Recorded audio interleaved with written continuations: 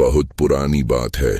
एक घने और पुरासरार जंगल के किनारे एक लकड़हारा रहता था।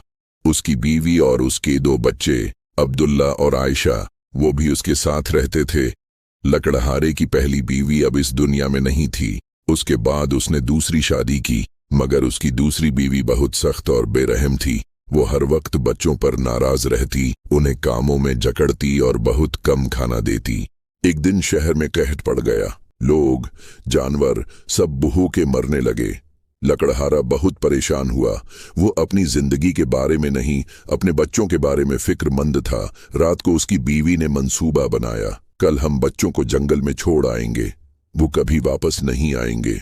लकड़हारा ने पहले इनकार किया, मगर जिद और गुस्से के सामने वो मजबूर हो गया। बच्चों ने ये सब सुन लिया। आयशा रोते हुए बोली, हम वालिदैन के लिए बोझ बन गए हैं।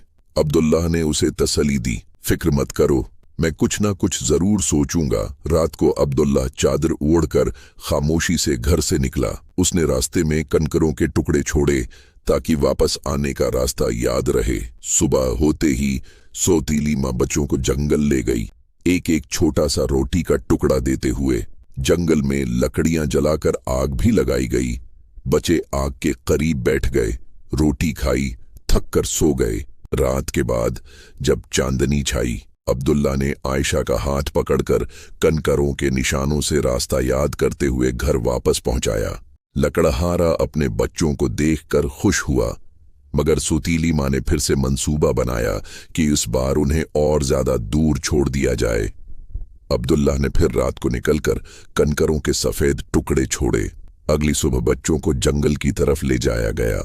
रोटी के छोटे टुकड़े देकर आग जलाई गई। बच्चे भटक गए, भूख और थकन में बेबस। तब एक सफेद परिंदा आया और उनको अपने पीछे लेकर एक अजीब घर तक ले गया। छत और दीवारें रोटी और केक से बनी हुई थीं।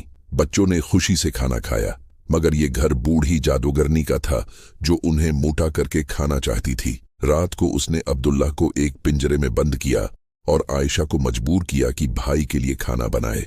4 हफ्ते उसी तरह गुजरे, मगर अब्दुल्ला की चालाकी ने जादूगरनी की हर मंसूबा बंदी नाकाम कर दी। आखिरकार आयशा ने जादूगरनी को तंदूर में धकेल कर बंद कर दिया। अब्दुल्ला आजाद हुआ। दोनों बच्चे खुशी से झूम उठे। वो जादूगरनी के कमरे में गए और वहां देखकर हैरान रह गए कि वहां हीरे, जवाहरात, सोना और चांदी के संदूक थे। अब्दुल्ला और आयशा ने अपनी जेबें भर लीं। कुछ घंटे चलने के बाद वो झील के किनारे पहुंचे। आयशा ने एक बड़े शुतुरमुर्ग को देखा और बोली, हमारा रास्ता उबूर करवाओ, हमें घर वापस जाना है। शुतुरमुर्ग ने दोनों बच्चों को एक एक करके झील पार करा दिया।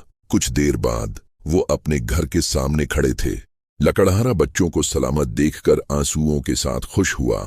सौतीली माँ पहले ही मर चुकी थी। हीरे और जवाहरात के साथ उनकी जिंदगी खुशियों से भर गई।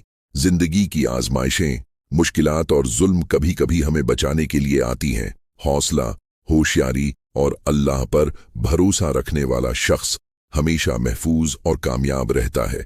अब्दुल्ला और आयशा ने साबित कर दिया कि उम्मीद और अक्ल के साथ ईमान रखने वाला हर मुश्किल से निकल सकता है। अगर आपको हमारी वीडियो अच्छी लगी हो तो चैनल को सब्सक्राइब करें। शुक्रिया।